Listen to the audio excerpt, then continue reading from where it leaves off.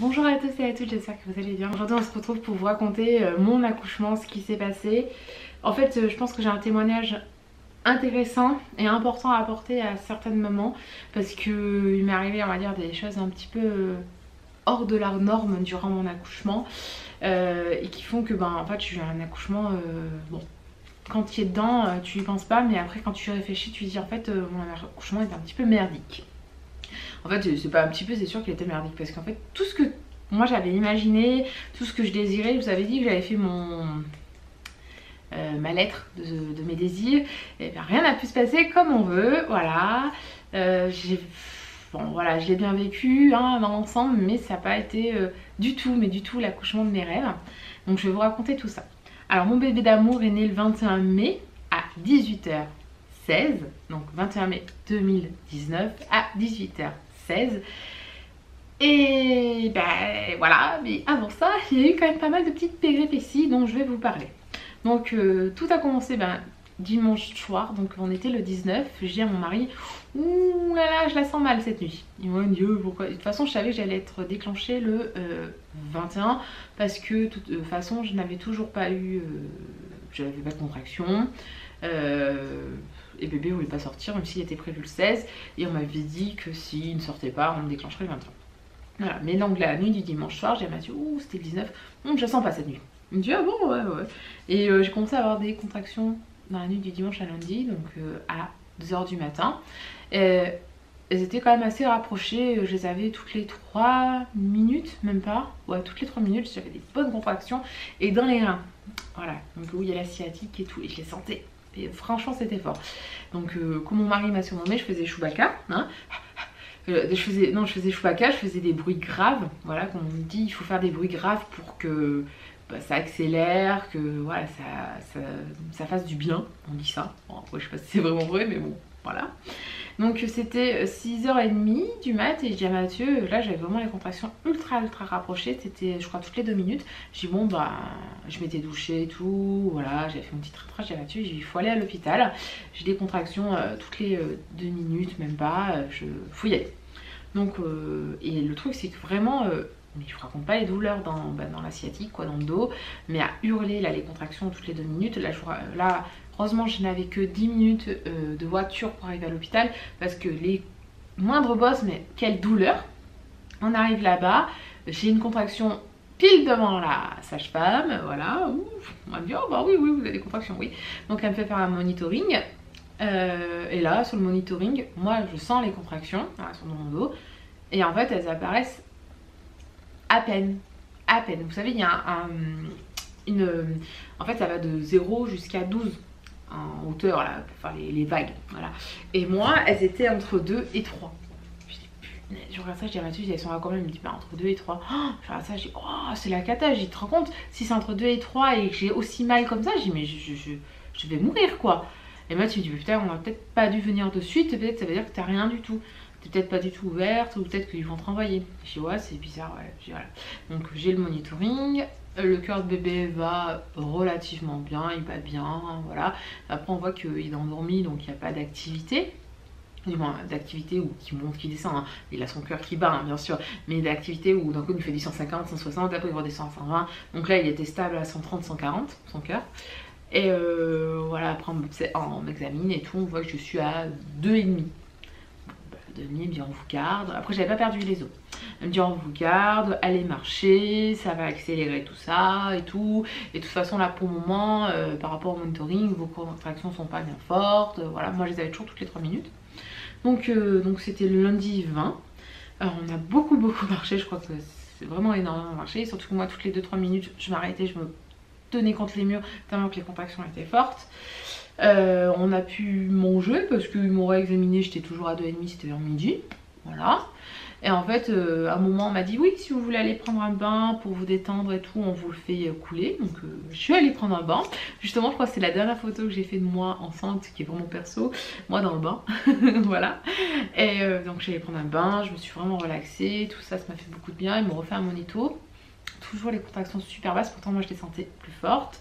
Donc j'avais le col court, mais toujours qu'à 2,5, ça bougeait pas, c'était 2h de l'après-midi.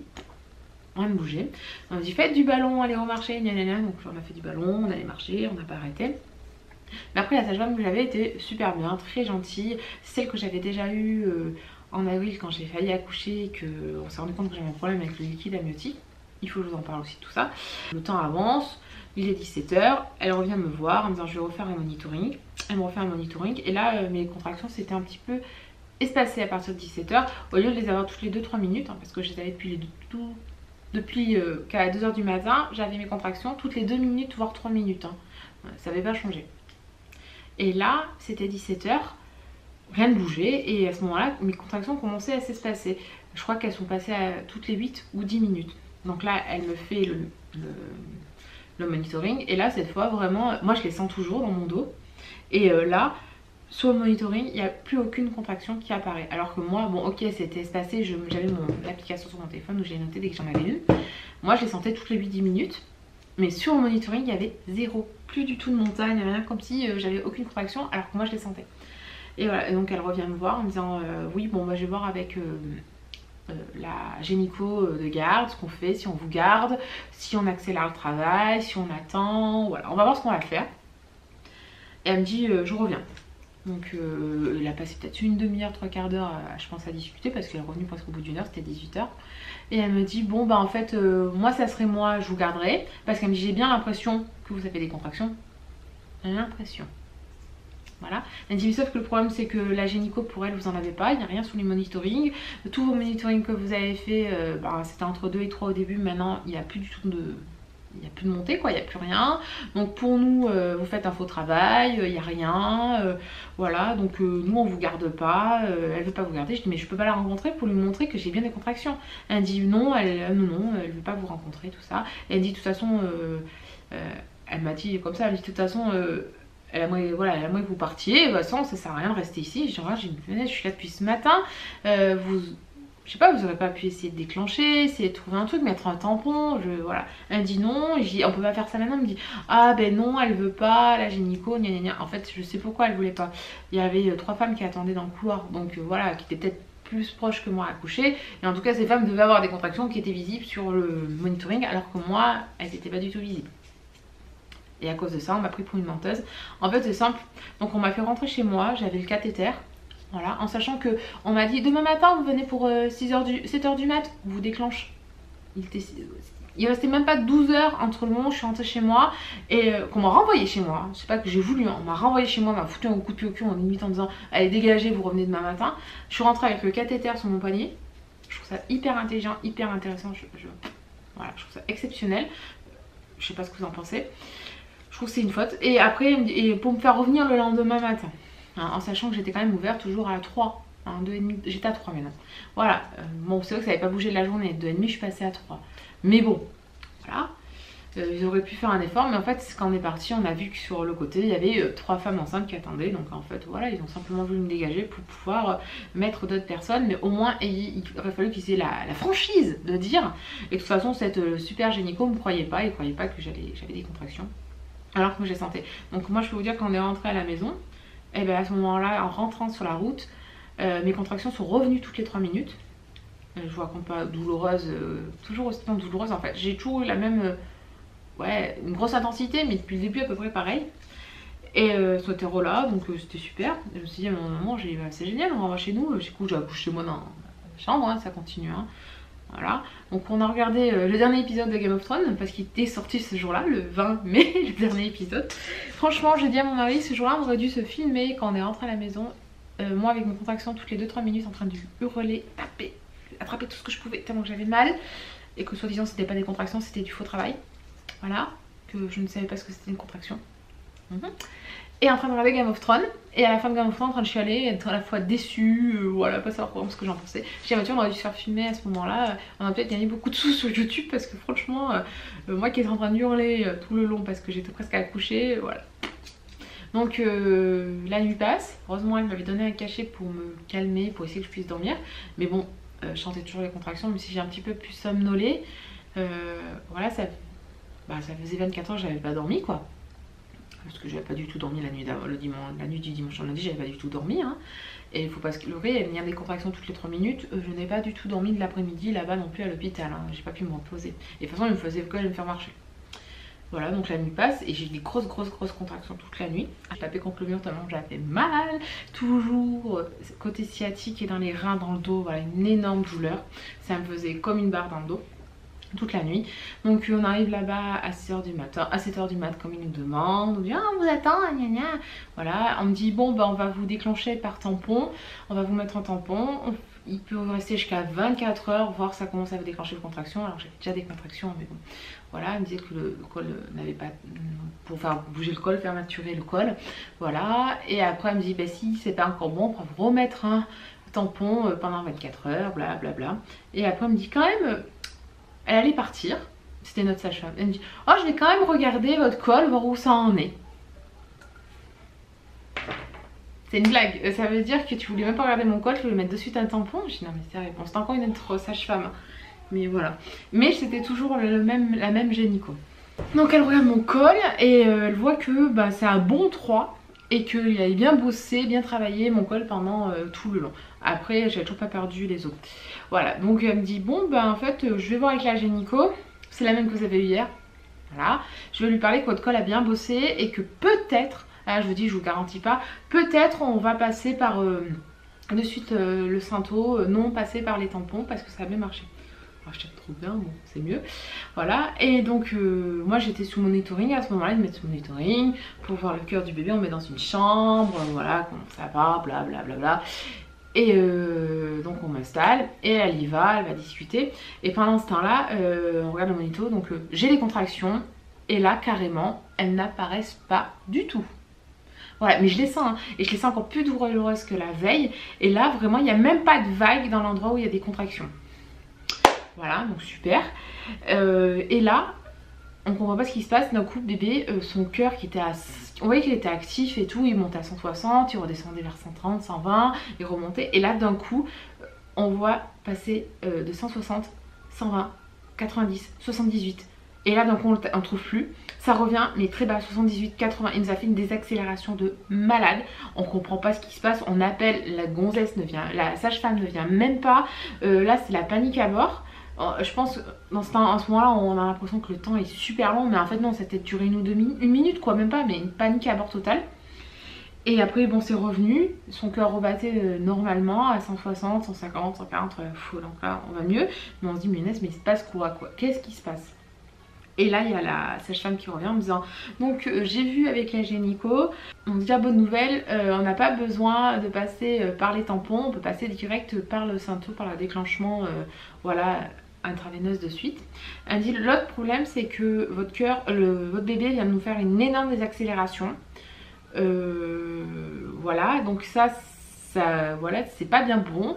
Donc moi j'ai regardé votre dossier, j'ai vu que vous vouliez pas de péridurale, que si c'était obligatoire. Donc moi je vais vous proposer quelque chose, du moins on souhaite vraiment que vous fassiez ça parce que ça serait rassurant et au cas où vous soyez pas obligé de partir en code rouge rapidement, ben ça sera mieux comme ça pour nous. Alors je suis d'accord, elle me dit en fait on aimerait que vous fassiez une péridurale, qu'on vous fasse la péri de suite, qu'on vous déclenche et voilà. Alors là, je dis bon, bah donc ça veut dire que je vais rester allongée tout le long et pas du tout aider mon bébé à descendre, à faire ce qu'il faut. Elle dit oui, mais si vous l'aiderez au cas où, si vous avez eu des accélérations, qu'on est obligé de partir en code rouge, blablabla. Donc voilà, ils m'ont pas franchement laissé le choix. Après bon, c'est pour mon fils, donc j'ai dit oui. J'ai dit mais si vraiment, bon, ils m'ont pas laissé le choix, ils m'ont montré que bon, c'était le mieux à faire pour lui, que voilà, c'était la meilleure technique. Donc je dis bon, bah c'est parti, hein, si c'est ça, bah, on va le faire. Donc j'étais de suite en salle d'accouchement, c'était... 9h, j'étais en salle d'accouchement, on préparait pour mettre la péri et tout, alors que la péri j'avais pas forcément envie, je voulais moi-même. Donc vers 9h30 il y a le mec de la péridurale qui arrive, super sympa, un italien. Franchement je pense que c'est le genre de mec très macho, voilà c'est un macho je pense. Il avait un humour très particulier, moi il me faisait rire, mais la pauvre sage-femme qui était avec lui, mais elle en a pris plein la gueule tout le long. Ah de toute façon vous êtes nuls, vous savez pas faire, bla bla bla bla. Voilà, après moi il a râlé parce que soi-disant j'avais le dos long, là où il passe le truc, il fallait mettre plus que, non c'est entre 6 et 7 cm, moi c'était 9, voilà que c'était long, là je le sentais vraiment traficoter là-bas derrière, catastrophe.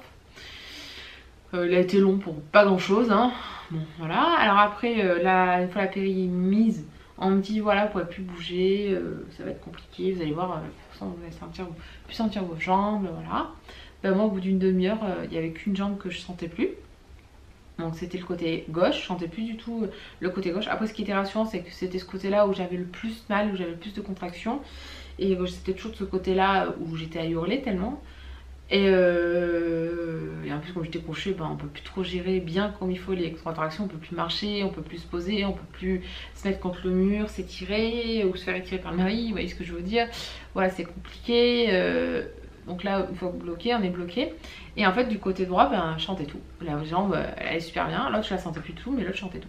Donc je l'ai dit, ouais, c'est normal que je sente toujours tout de ce côté-là et là. Elle a dit, ben non, ça doit faire l'effet. Donc on va attendre encore une demi-heure. Bon, voilà. Après ils m'ont mis le produit pour déclencher. On me dit bon, donc c'était ouais, 9h30 quand ils ont mis la péri, ils ont mis le produit pour déclencher. Donc à 10h elle revient, elle me dit ah moi le côté de contraction c'est toujours plat. Voilà, en fait l'électrocardiodome ou je sais pas quoi, le truc des contractions qui doit monter et descendre, était toujours plat pour moi, toujours. Alors que je les sentais, hein. Alors que même que j'avais la péri, je savais que j'avais les contractions, je les sentais qui étaient très fortes, mais c'était plat. Donc à 10h, j'ai la sage-femme qui vient, me dit bon, bah, on va augmenter la dose du déclenchement parce qu'il n'y a toujours pas de contraction. Ok.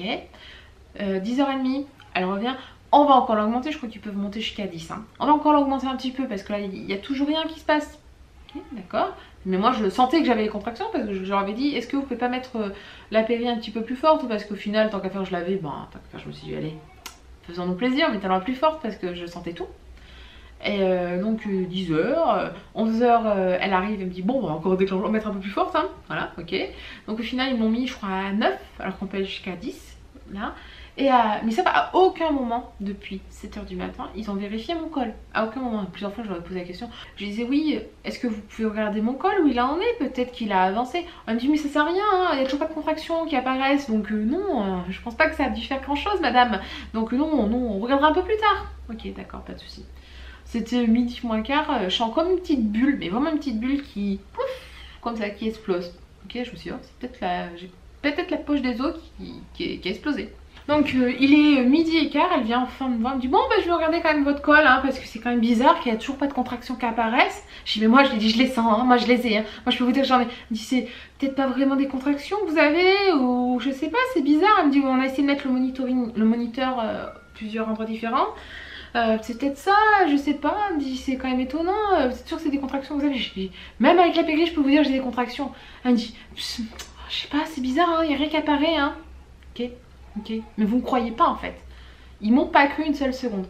Donc elle me soulève le drap, je dis oui, j'ai senti une poche, une bulle, comme si une bulle d'eau était partie et tout. Elle me dit, oh, une bulle. Je dis, vous pensez que c'est la poche des eaux? Elle me dit, oh, une bulle? Oh, bah non, oh, ça fait pas une bulle, hein. Et elle me dit, je soulève, je dis, non, de toute façon, il n'y a pas d'eau dessous, donc il n'y a pas de flaque, donc c'est pas la poche des eaux, c'est pas possible. Ok, après elle me dit, bon, de toute façon, là, je vais regarder, pour essayer d'accélérer et d'avoir un peu des contractions, je vais vous percer la poche des os. Ok, je dis, mais si je l'ai perdu, oh, je pense pas. Elle me dit, de toute façon, il n'y a pas de flaque. C'est pas ça, c'est pas possible. Un bébé réveillé, donc je vais continuer avec vous comme ça. Elle me dit non, il n'y a pas de flaque, donc c'est pas possible. Elle me dit monsieur, vous avez une petite tache, une petite ouais, vous avez une petite tache comme ça d'eau, pas plus, voilà, une petite tache, un petit trou mouillé quoi, voilà. Je dis ok, donc là elle commence à me regarder, je vois que mais les doigts là-bas dedans, hein, j'allais dire ça, mais je vais regarder, réfléchir, comme ça, analyser, bizarre quoi. Elle me dit bon ben pour un déclenchement raté où il n'y a aucune contraction qui apparaît, vous êtes à 9,5. Presque 10. Je dis ben voilà, je vous le dis que j'ai des contractions depuis le début. Elle dit ben ouais, je pense que vous êtes un cas un peu exceptionnel parce que vous n'avez aucune contraction qui apparaît sur le moniteur. Mais donc vous devez bien en avoir. Je dis ben si je vous le dis que j'en ai depuis le début. En fait voilà, moi je suis un cas un peu particulier. Vu qu'elles étaient dans la sciatique et dans les reins, ben, en fait elles ont apparu à aucun moment sur le moniteur mes contractions. À aucun moment, donc ils étaient sûrs que j'en avais pas. Et ils m'ont mis le produit ultra fort à 9 sur l'échelle de 10 pour déclencher, pour être sûr que j'en ai, alors que bah, je les avais depuis le début quoi. Donc l'avantage ben, c'est que entre 9h, 9h30 que là ça a été posé et midi, ben, j'étais ouverte déjà à presque 10. Donc elle me dit bon bah je vais revenir vous voir dans 1 heure, faire le point, voir si bébé commence à bien descendre, voilà. Donc il est 1 h de l'après-midi, personne vient, bon, toujours des contractions, hein. Il est 2 h de l'après-midi, personne vient. 3 h de l'après-midi, toujours personne. On a sonné plusieurs fois. Bon, après, je pense qu'il y avait d'autres accouchements en même temps. Donc, bon, on va pas se plaindre. 3 h de l'après-midi, toujours rien. Et moi, là, à 3 h de l'après-midi, la péri s'est arrêtée. Il n'y avait plus de produit. Et je commence à ressentir les douleurs à fond, à fond, à fond. Donc là Mathieu il a vraiment appelé, il avait même allé dans le couloir les chercher en disant c'est plus possible, là elle a trop mal, la péri ne fait plus effet, il n'y a plus de produit, il faut trouver une solution, voilà.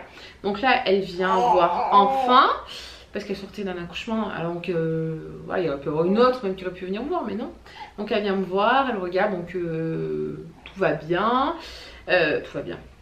Voilà, tout est bon, le bébé est en train de descendre. Elle me dit mais je lui dis est-ce qu'on peut pas essayer maintenant? Elle me dit ouais vous êtes à 10, le bébé est bien enclenché, ça devrait arriver et tout, c'était 4 heures. Elle me dit est-ce qu'on va essayer de vous faire pousser pour voir ce que ça marche, si ça marche. Donc ok, pas de souci, je dis allez c'est parti. Alors moi je dis waouh ça y est bébé arrive, waouh waouh waouh.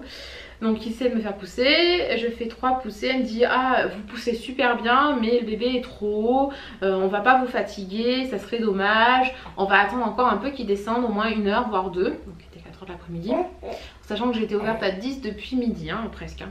Donc voilà, un petit peu déçue, je me suis dit ça y est, bon bah voilà. Sauf que ils m'ont remis un peu la péri mais elle ne refaisait plus du tout effet. Donc là cette fois pour me calmer un peu dans les douleurs parce que ça faisait un effet hein, quand je vous ai dit, j'ai eu que le côté gauche tout le long qui m'a fait effet, le côté droit rien, nada que chi. Et quand bébé descendait un peu dans le bassin, un peu on va dire, on m'a donné le gaz hilarant. En plus bah, ça m'a fait pas mal de bien, ça me faisait un petit peu partir, m'endormir, revenir, voilà, un peu dans les vagues. Donc vous voyez mon bébé d'amour là. Donc ça c'était pas mal au final. Et après donc c'était 17 h et là, 17 h 15 mon bébé il nous fait une désaccélération de fou comme il avait fait le matin. De 150 il passe à 60, plus rien, on ne capte plus. Donc vous savez ça sonne de partout. Les alarmes ça sonne de partout. Elle envoie quel trafic sur leur ordinateur. Au fait j'ai toujours pas de contraction, on les voit toujours pas. Donc elle envoie quel trafic sur leur ordinateur pour arrêter les alarmes et voir ce qui se passe. Au bébé revient au bout d'1 minute. À peu près son corps revient de façon à peu près normale. Et au bout de 10 minutes plus tard, rebelote. Il passe à 80, 90, il fait 150, 120, 80, 90, 70, 50, plus rien, on ne le trouve plus. Et là à ce moment-là, c'est 17 h 45. Elles arrivent, elle me dit bon, vu que bébé désaccélère énormément et que par moment on le voit plus, on va vous faire pousser. Hein, voilà. Et elle regarde mon col, elle me dit il est encore haut et en fait elle me dit il n'a pas bougé depuis 4 h de l'après-midi. En fait il est resté au même endroit. Donc je le regarde, elle me dit bon on va pousser maintenant. Je lui dis vous savez que maintenant je suis fatiguée. Je lui dis voilà. Elle me dit mais j'y vois vous auriez dû me faire pousser à 4 h et tant pis si je suis fatiguée. Elle me dit parce que là il est aussi haut vous me dites et je suis crevée maintenant. Là 2 heures de plus à attendre en sachant que la péri elle faisait pas d'effet, que vous m'avez mis le déclenchement à fond et lui qui est bloqué. Bah, je peux vous dire que là je suis fatiguée. Bon, vous savez quand les hormones tout ça à ce moment là c'est pas facile hein. Et donc à ce moment là on me dit, je leur dis je voudrais quand même essayer d'accoucher sur le côté, c'est la seule demande que au moins j'aimerais avoir vu que j'ai rien eu le droit de ce que je voulais. J'ai au moins le côté, voir si c'est possible, donc on m'installe sur le côté. Et le problème c'est que son cœur continue à désaccélérer donc on m'a remis après de suite sur le dos. Voilà, donc c'était 18 h, on commence à me faire pousser. Alors soi-disant j'ai super bien poussé, je poussais très très très bien. Mais moi je le sentais, bébé, je poussais et j'avais l'impression d'avoir une autoroute de 10 mètres. Pourtant elle mettait les doigts, elle le sentait direct la tête. Mais j'avais l'impression d'avoir une longueur, mais je vous raconte pas long parce que chaque fois que je poussais je sentais qu'il remontait. Je peux pas vous dire comment je peux sentir ça mais c'était une drôle de sensation. Pourtant j'avais la péri comme je vous dis. Mais je sentais que comme si ça remontait, comme s'il y avait un truc qui gênait. Et voilà, et que ça remontait et encore, et je poussais, là il y a le cœur encore qui, je les vois discuter et à un moment elle me dit vous reprenez votre souffle parce que moi j'ai fermé les yeux, je me concentrais, j'étais ailleurs dans ma bulle, concentrée à fond pour pousser le mieux possible, pour le faire sortir le plus vite possible parce que ça m'avait affolé, le voir son cœur désaccélère et justement qui a encore désaccéléré quand je m'étais mis sur le côté et essayé de pousser. Donc là c'est un petit peu la panique à bord, je les vois discuter, je vois mon mari regarder de partout, les écouter. Et ça discute et d'un coup j'en vois sortir une en disant va vite chercher le gynéco d'urgence, il faut qu'on trouve une solution rapide. Et là, tu dis, mais là, je leur dis, mais qu'est-ce qui se passe? Qu'est-ce qui se passe? Il y a un problème? Non, non, vous inquiétez pas, vous inquiétez pas, on va chercher juste le génico au cas où. Moi, comme ça, il n'y a pas de souci. Et vous voyez le sourire. Voilà, je dis, putain. Voilà. Et elle me dit, bon, allez, on va encore essayer de pousser. Allez, une fois, là, et on va voir ce qui arrive. On va voir, on va voir, on va voir. On va essayer de pousser, on va essayer de pousser. Le génico va essayer de vous aider au cas où. Et au cas où, vous inquiétez pas, vous inquiétez pas. Ok, pas de souci. Donc là, bah, je me remets à pousser à fond. Et elle me dit, bon, bah, on va faire. Et je sens qu'il remonte. Et là, elle me dit, allez, on va repousser. Je vous fais une épisio. Super, j'ai une épisio. Donc, moi qui ne gueulais pas, je n'ai jamais hurlé durant l'accouchement. Sauf que là, à ce moment-là, quand elle m'a fait l'épisio, là, j'ai hurlé quoi. Sinon, je faisais Chewbacca. Quand mon mari m'a appelé, il me disait, soit tu fais l'aspirateur ou Chewbacca. Voilà, donc je faisais Chewbacca jusqu'à maintenant. Mon amour. Aïe, aïe, aïe, t'écoutes maman. Vous avez écouté ma pipelette? Qui a que 2 mois? C'est une grosse pipelette, ça. C'est une sacrée pipelette, mon amour. Voilà, donc je faisais Chewbacca, donc là ça m'a fait mon hurler, je l'ai bien senti. Et à ce moment-là, la tête est sortie. Donc le gynéco était là et il est là, il dit, bon, ben, très bien. Vu qu'il voit là, cette tête d'homme, il dit, bon, ben c'est bon. Plus besoin de code rouge, j'ai plus besoin de l'emporter. Code rouge, ça sert à rien. Donc la tête est sortie, elle me dit non c'est bon, c'est bon. Donc il dit bon bah j'y vais, j'entre. Voilà, et elle me dit bon c'est très bien, voilà on a la tête, c'est bon, tout va bien. Elle me dit bon bah maintenant il faut repousser une autre fois. Vous allez voir c'est les épaules c'est plus difficile que la tête. Et tout ça, la tête je l'ai même pas senti passer. Vu qu'elle m'a fait l'épisio et que moi je poussais comme une malade, bah j'ai pas senti la tête passer. J'ai appris la tête est là, et mon mari il s'est pas regardé je crois. Et donc là, voilà il vous raconte lui comment il l'a vécu. Comment t'as vécu l'accouchement de maman? Comment t'as vécu ta naissance? Ah oui, t'as des choses à dire? Ah oui. Vous entendez cette pipelette? Donc oui, donc ils me disent voici les épaules, vous allez voir c'est un peu plus dur, poussez bien. Donc là je pousse. Mais alors, j'ai vu mon fils voler. En fait il a été expulsé, boulet de canon, je l'ai vu voler. Voilà, mon fils volait. J'ai même pas senti les épaules pour vous dire. Donc je les vois la sage-femme l'attraper au vol comme ça. Là, vraiment, j'ai vu voler mon fils. C'était trop marrant. Ouais, c'était marrant. Après bon voilà, donc il est sorti. Et dessus je leur dis mais il se passe quoi? C'est un problème avec le cordon ombilical, il l'avait autour du cou. Elle me dit non mais c'est bien un problème de cordon. Et je lui dis mais c'était quoi? Elle me dit en fait il avait le cordon ombilical beaucoup trop court. C'est pour ça qu'il ne descendait pas et que vous le sentiez remonter. Parce que je leur dis mais je sens qu'il remonte là, je pousse et il remonte. Je dis mais non c'est bizarre. Voilà. Ah il faut savoir aussi que vu qu'on avait mes contractions n'apparaissaient toujours pas sur le monitoring, elle avait dû mettre je sais pas comment elle faisait pour les sentir en fait. Bon après elle devait les sentir dans mon ventre. Mais voilà, elle avait aucune base pour se signer au monitoring vu que mes contractions n'apparaissaient pas. Voilà, donc comment vous dire que j'étais un petit peu un mystère. On m'a pas prise au sérieux, mais vraiment à aucun moment on m'a prise au sérieux quand je leur disais j'ai des contractions. On pensait que je faisais un faux travail ou que y avait un problème quoi, que j'étais mytho. Voilà, on m'a pris pour une mytho.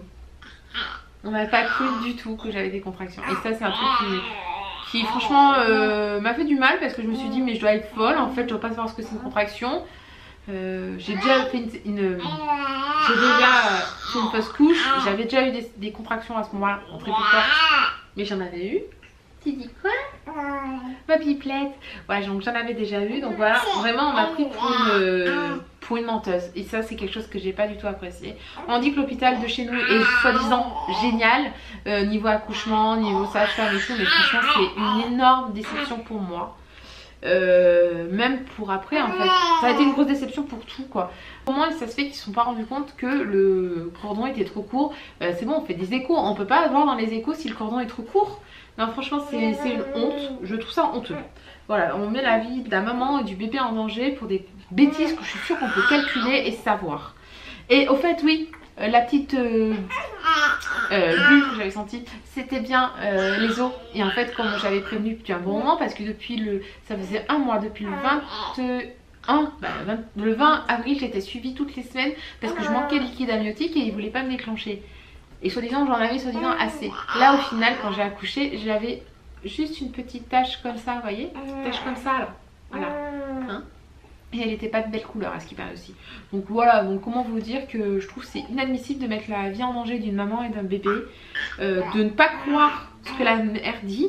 Voilà, si on dit mais j'ai des contractions et on le sait, bien on est une femme, on ressent ces choses là. En Afrique elles n'ont pas besoin de monitoring pour accoucher et elles savent bien qu'elles ont des contractions. Voilà. Mais à aucun moment elles ont voulu toucher mon ventre, aucun moment la gynéco elle a voulu venir me voir pour voir si je disais vrai ou faux. Voilà, je trouve ça inadmissible, mais vraiment inadmissible. Faire rentrer chez soi avec un cathéter. Bon, j'avais pas perdu les os, j'aurais perdu les os, ok, mais là j'avais pas perdu, donc voilà, je trouve ça vraiment honteux. Mon bébé va bien, je vais bien, c'est le plus important. Mais mon expérience d'accouchement sur mon hôpital, franchement, c'est pas... c'est pas du tout une bonne expérience et ni je recommande quoi. En tout cas pour moi ça n'a pas été exceptionnel, ça voilà, tout ce que je voulais j'ai pas pu l'avoir, voilà, je suis déçue. Et le pire c'est que je suis déçue parce qu'on m'a pas écouté et on m'a pris pour une menteuse. Et ça c'est vraiment quelque chose que je supporte pas parce que dans la vie je n'aime pas mentir, j'aime être droite, j'aime voilà et voilà. Ah mon fils tu confirmes hein? Oh oui. Voilà, donc après, sinon les sages-femmes étaient très gentilles, les puéricultrices aussi. Après j'ai essayé de le faire téter. Bon, là aussi c'est encore quelque chose de fou quand vous avez une poitrine XXL non prévue dans la norme. Elles sont perdues, les pauvres sages-femmes et les auxiliaires puéricultrices. Elles savent pas vraiment vous dire comment mettre votre bébé au mieux pour pouvoir le faire téter. Ça c'est encore un truc. Et après quand on vous ramène dans votre chambre, voilà, et ben là, alors moi il y a des personnes, je pense que si le problème c'est qu'il y avait beaucoup d'accouchements à ce moment-là, l'hôpital était plein, la maternité était pleine parce que moi j'ai des amies à moi qui ont accouché avant où il n'y avait pas beaucoup de monde et elles ont dit que ça avait été exceptionnel, un super moment, tout était top, que moi vraiment je nous ai sentis délaissés, personne pour s'occuper de nous, totalement perdu moi avec l'allaitement, Isaac qui voulait pas prendre mon sein, j'ai jamais eu de montée de lait au final, je peux vous dire ça a été une catastrophe. Franchement je trouve que j'ai pas du tout été suivie, j'ai été seule, voilà. Même mon mari a le même ressentiment, on était seuls, vraiment paumés, seuls, sans vraiment d'aide. On appelait, elles n'avaient pas forcément de temps. Je vois, j'ai une sage-femme, me rappelle toujours, qui vient pour m'aider à le mettre au sein, à le faire manger et tout, pour trouver une solution, et qui me dit oh ben je vais pas passer l'heure ici, hein, j'ai d'autres personnes à voir hein. Voilà, ok tu peux avoir du monde à voir, mais t'as d'autres façons de le dire, t'as d'autres façons de le faire, et au cas où si tu vois que ça arrive vraiment pas, tu dis c'est bon on arrête là, on vous laisse poser, je reviens d'ici 10 minutes, je vais voir une autre personne et après on recommence. Je sais pas, il y a des façons de faire, il y a du tact. Voilà, j'étais vraiment très très déçue du comportement de certaines sages-femmes, de certaines auxiliaires là-bas. Notre hôpital qui est renommé justement juste pour la maternité, mais moi c'est une grosse déception quoi, vraiment une grosse déception. Je trouve qu'on est abandonné à soi, voilà, déçue, très déçue de l'hôpital. Très déçue de l'hôpital, et en sachant que j'ai été suivie depuis un mois par rapport au fait que je manquais de liquide amniotique, soit disant que c'était bon, au final vous voyez j'en avais vraiment pas assez et pas d'une belle couleur à la fin, voilà. Mon fils a souffert, il est resté bloqué dans mon bassin de midi à 18 h, ils n'ont pas voulu me faire pousser avant. Après, j'ai oublié de vous dire, il arrivait à 18 h 16, en fait j'ai poussé juste 16 minutes. Donc j'avais vraiment des poussées efficaces, ça a été ultra rapide et ultra efficace, hein, ça a été très très bien. Mais voilà, j'ai la sensation que mon fils a vraiment beaucoup souffert. Beaucoup souffert. Ouais, et je pense qu'il y a des traumatismes encore qu'il a, voilà. Vous savez quand je couvre la tête simplement, que je sors du bain, je lui mets la capuche, et là il hurle quoi. Donc ouais, je pense que sa tête, ouais, elle a dû beaucoup souffrir. Voilà, donc je vous finis de vous raconter l'histoire de mon accouchement. Je suis désolée, la vidéo doit être vraiment très longue, mais j'avais beaucoup de choses à dire, beaucoup de choses à me plaindre. J'ai pas eu un accouchement de rêve, vraiment pas. Après, voilà, comme on dit, quand il est là, tout va bien. Ah, j'ai eu plus de 10 points avec l'épisio, un énorme hématome, je peux pas m'asseoir. Là, j'ai encore une marque de mon hématome, je peux vous dire, il y a encore une bosse, voilà, c'est pour vous dire. Voilà. Donc le plus important c'est que il va bien, je vais bien. C'est l'amour de ma vie. Voilà, je vous présente hein. Donc mon petit Isaac d'amour. Voilà, il faisait 2,9 kg quand il est né pour 47,5 cm, en sachant qu'il avait 6 jours de retard. Voilà, il est vraiment une petite crevette en avant. Là il a 2 mois, il a plus de 5,2 kg, donc tout va bien. Et 57 cm, 58 presque. Donc comment vous dire que tout va bien. Et c'est une sacrée pipette, depuis 10 jours il fait que papoter. Voilà, donc je vous fais à tous de très gros bisous et je vous dis à très bientôt. Ciao.